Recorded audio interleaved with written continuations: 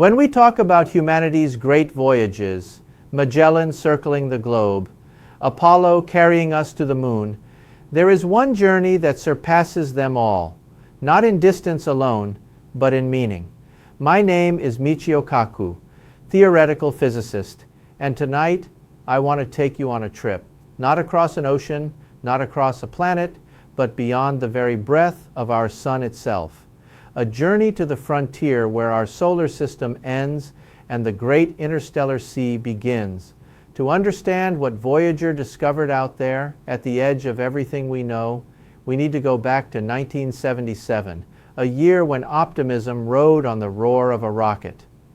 The twin Voyager spacecraft sat poised atop their launch vehicles, gleaming under the Florida sun. They carried no crew. They needed none. They were humanity's emissaries to the unknown. As the boosters ignited, a thunderous plume erupted, shaking the ground and rattling history itself. That moment wasn't just a launch, it was a declaration. Humanity was no longer confined to the shores of its own celestial island.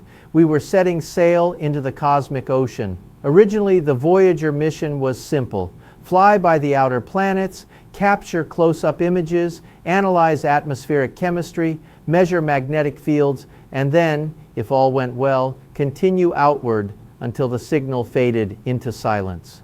No one expected what would happen next. No one imagined that decades later, these two small robots, each barely the size of a small car, would cross the invisible border that separates our sun's domain from the rest of the galaxy. In the decades following their planetary tour, Voyager 1 and Voyager 2 continued outward, powered by small nuclear generators, guided only by their radio dish antennae. As they journeyed away from the sun, their instruments picked up something fascinating. The solar wind, a constant stream of charged particles blowing from the sun at supersonic speed, began to weaken. Not gradually, but steadily, predictably. This weakening wasn't a mystery, it was expected. The solar wind could only push outward so far before meeting the thin gas, dust, and magnetic field of the interstellar medium. Scientists had predicted that at the boundary between these two environments, something dramatic would happen. They called this theoretical boundary the heliopause, the outermost edge of the sun's influence. But no probe had ever reached it, no instrument had ever touched it. For decades, it was only an equation on paper, a mysterious line we could imagine but not measure. And then, in 2012, Voyager 1 crossed it, quietly, almost silently. But the data it sent home stunned scientists around the world. You see, when Voyager 1 reached the heliopause, its instruments detected a sudden rise in temperature, not a gentle warming, not a slow climb. No, an abrupt spike. Plasma swirling around the spacecraft jumped to temperatures between 30,000 and 50,000 Kelvin. That's up to nearly 90,000 degrees Fahrenheit. It wasn't fire, of course. There was no flame. There couldn't be. The plasma out there is thinner than the emptiest vacuum we can create on Earth. But it was energy, raw, violent, astonishing energy, a cosmic furnace, a place where the outward flow of the solar wind smashed into the opposing pressure of the interstellar medium. We called this frontier the Wall of Fire. Now, the name might conjure images of destruction, but paradoxically, despite this searing temperature, Voyager 1 was never in danger. One of the remarkable aspects of deep space is that temperature becomes almost meaningless without matter to carry heat. There are fewer than 1 particle per cubic centimeter in this region. That means almost nothing touches the spacecraft. Heat cannot be transferred. Voyager simply drifted through that inferno as though passing through a ghost. 6 years later, in 2018, Voyager 2 crossed the same boundary. And what it found surprised scientists again, not because it contradicted Voyager 1, but because it confirmed it almost perfectly. The spike in plasma temperature, the sudden drop in solar wind particles, the increase in interstellar plasma density. Both spacecraft recorded the same pattern, as though reading from a cosmic script written billions of years ago. This was monumental. For the first time in history, we had proof, direct, measured proof, that the sun's protective bubble has a sharply defined outer edge, and that edge is not calm. It is not silent. It is a turbulent, superheated transition zone, sculpted by pressure, plasma, and magnetic fields. But there was something else, something subtle but profound. Voyager 1 crossed the heliopause at 121 astronomical units from the Sun. Voyager 2 crossed it at 119 astronomical units. A small difference, but a telling one. It meant the heliosphere, the bubble carved by the Sun's wind, is not a perfect sphere. It expands and contracts like a breathing organism, swelling when the Sun is active and shrinking during quieter periods. The frontier of our solar system is alive. Now, let me pause and take you into the heart of what makes this discovery so revolutionary. For most of human history, we imagined space as a great emptiness, a vacuum, a silent void. But what Voyager taught us is that the edge of our solar system is anything but empty. It is dynamic, energetic, structured, a cosmic shoreline where the waves of the Sun crash against the winds of the galaxy. Imagine a ship slicing through the ocean.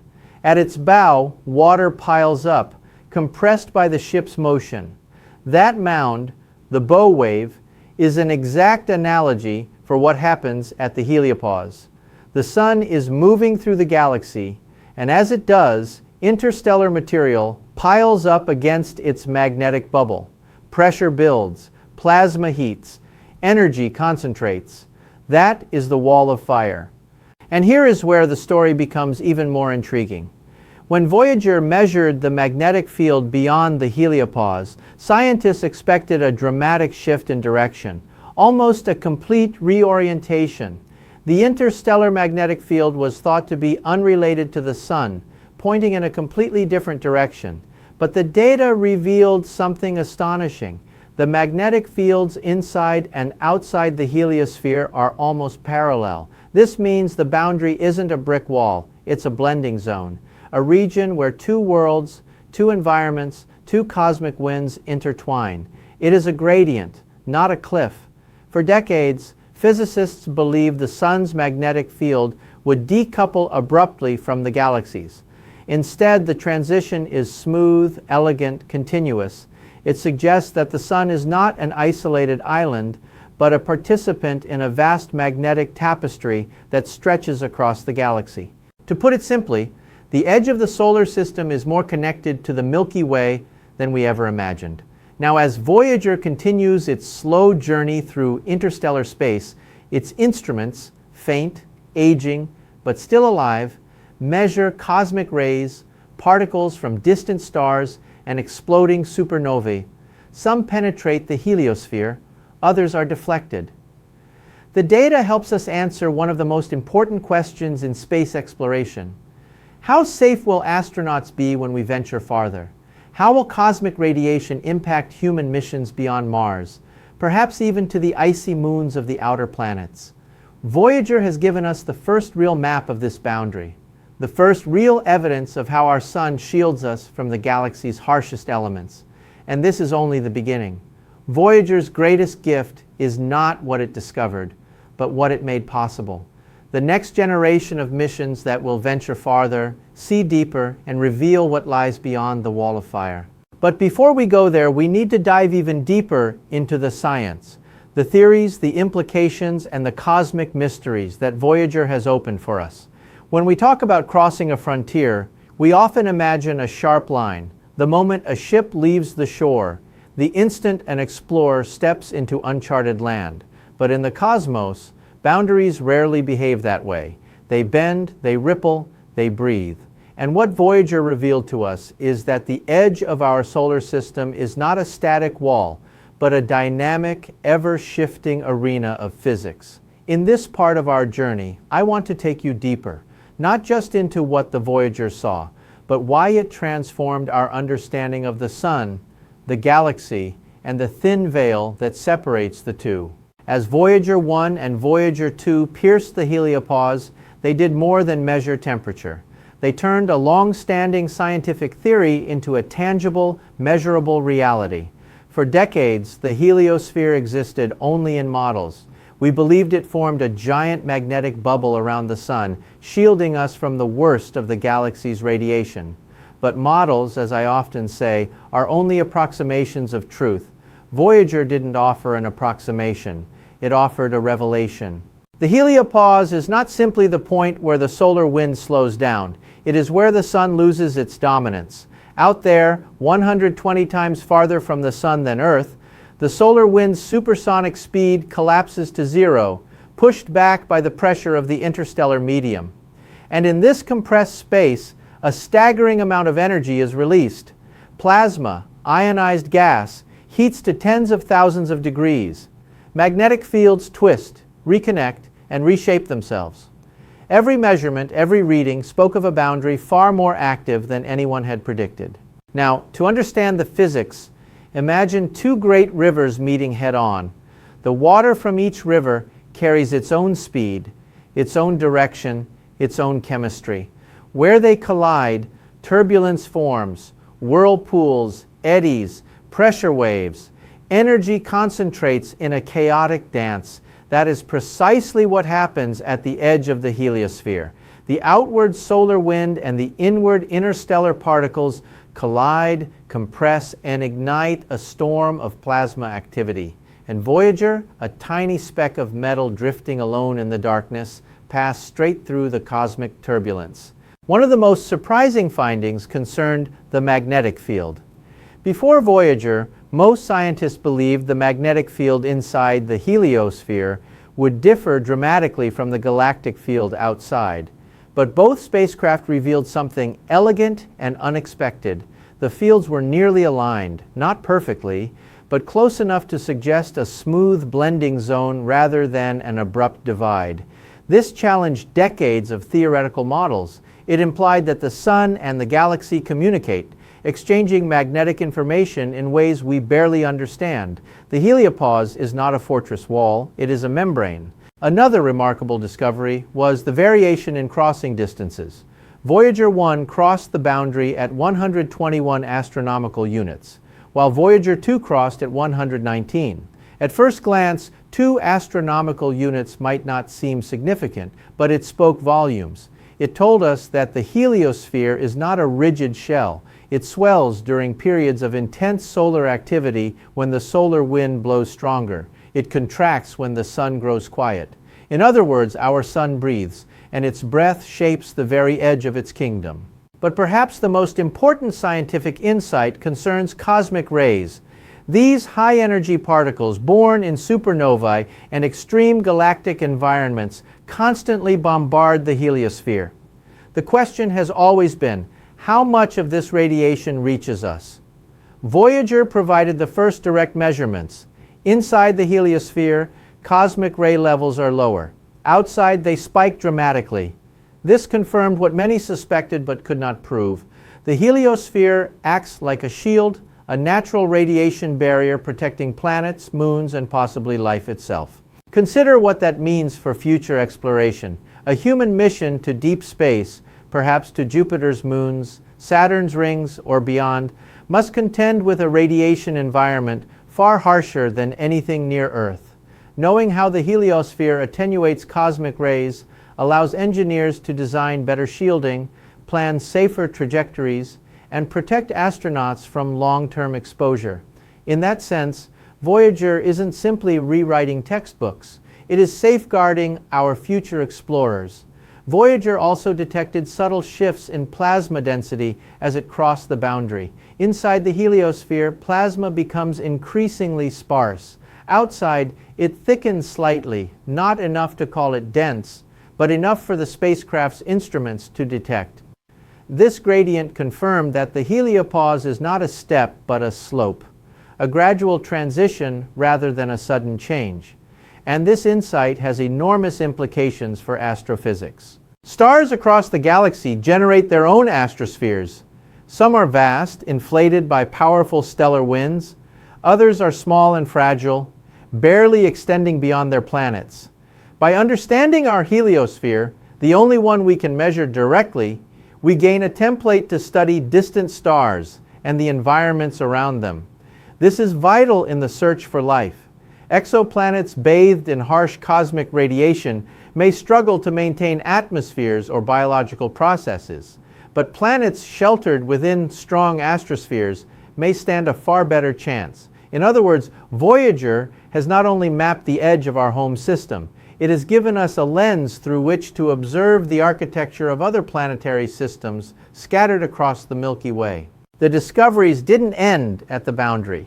As Voyager continued into interstellar space, its instruments, though limited and aging, began sampling a region humanity had never touched.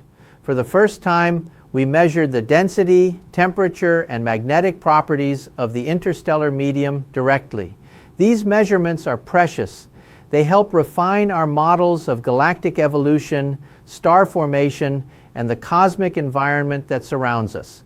Plasma oscillations, magnetic field alignments, energetic particle counts. Every transmission carries data that no telescope on Earth can replicate. Telescopes observe from afar. Voyager observes from within.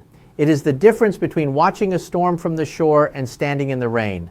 One gives you perspective, the other gives you truth. And yet, for all its brilliance, Voyager is mortal. Its power supply dwindles year by year.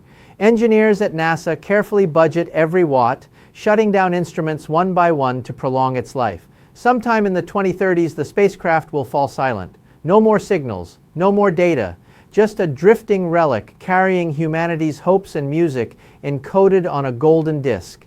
But even in its silence, Voyager will not truly die. It will continue traveling through the galaxy for billions of years, untouched by corrosion, unimpeded by time. Long after Earth changes, long after civilizations rise and fall, the Voyagers will endure.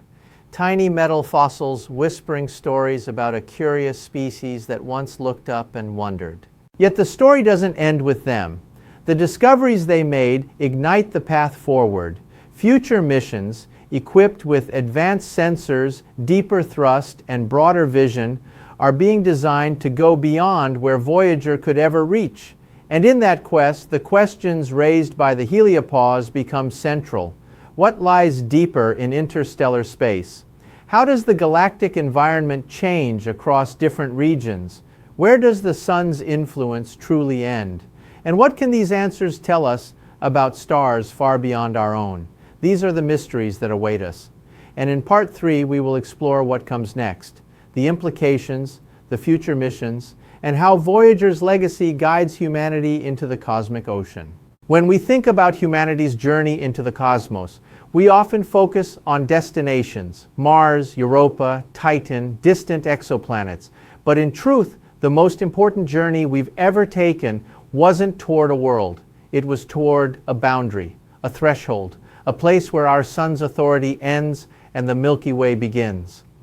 Voyager crossed that threshold, and in doing so, it transformed our understanding of what it means to live inside a stellar system.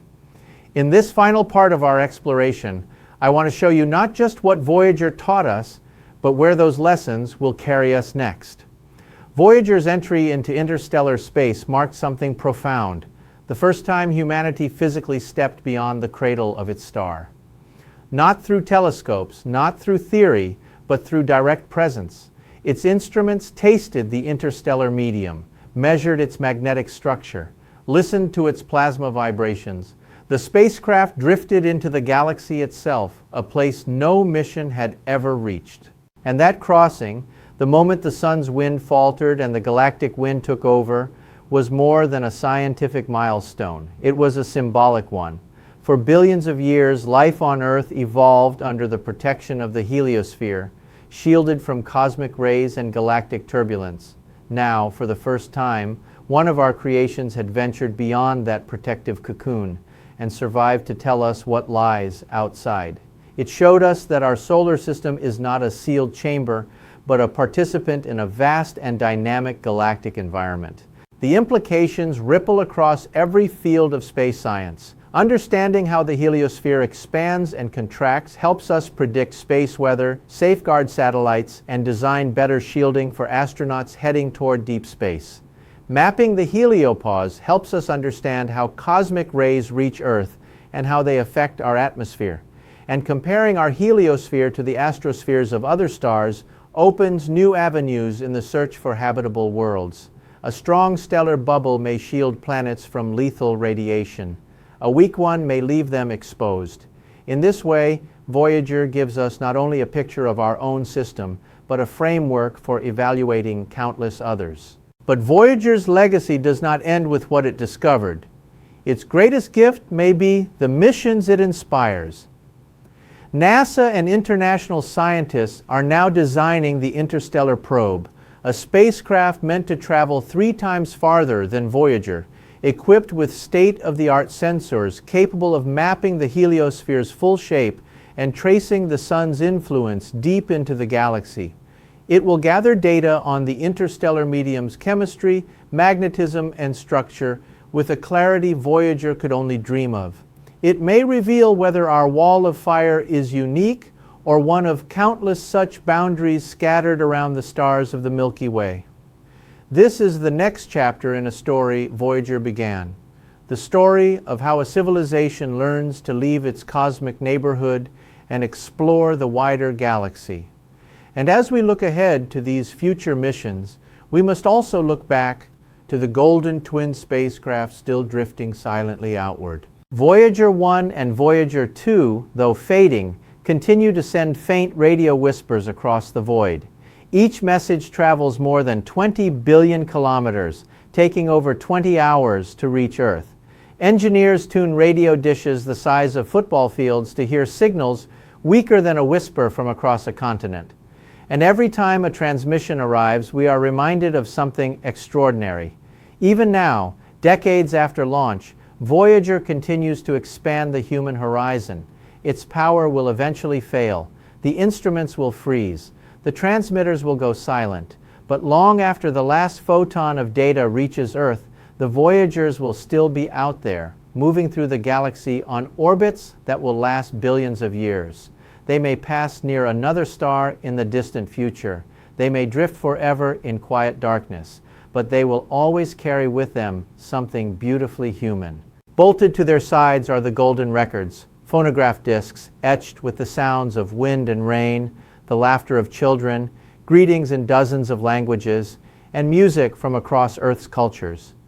Images of our planet, diagrams of our biology, mathematical symbols, the identity of a species daring to be heard. The Voyagers carry these messages not because we expect anyone to find them, but because the act of sending them mattered. It was a gesture of hope, of curiosity, of cosmic citizenship. And so, as we reflect on the wall of fire, the heliopause, the magnetic fields, the cosmic rays, and the discoveries that reshaped our scientific understanding, we must also reflect on something deeper. Voyager is not just a machine, it is a story, a reminder that exploration is woven into our nature, that we are a species that looks beyond horizons, oceans, planets, stars, and asks, what lies out there? Tonight, as we consider our future missions, as we imagine spacecraft diving deeper into interstellar space, measuring the galaxy with tools more sophisticated than anything Voyager carried, we must remember that those missions stand on Voyager's shoulders. They inherit its courage. They continue its journey. We live in a universe vast beyond comprehension. Our sun is one star among hundreds of billions. Our planet is a speck suspended in a cosmic sea. Yet because of Voyager, we now know where the edge of that sea begins. We have crossed the boundary between our world and the wider galaxy, and we are not turning back. The story of Voyager ends in silence, but its legacy echoes through every future mission, every scientific breakthrough, every dream of interstellar travel. It showed us the pulse of a living sun. It revealed the turbulent frontier of our solar system, and it carried our voice, our music, our hope into the eternal night. And so, as the Voyagers drift onward, as the stars wheel above them, as the galaxy unfolds around them, one truth remains. We are no longer bound to the shores of our solar system. We are wanderers in the cosmic ocean, and our journey has only just begun.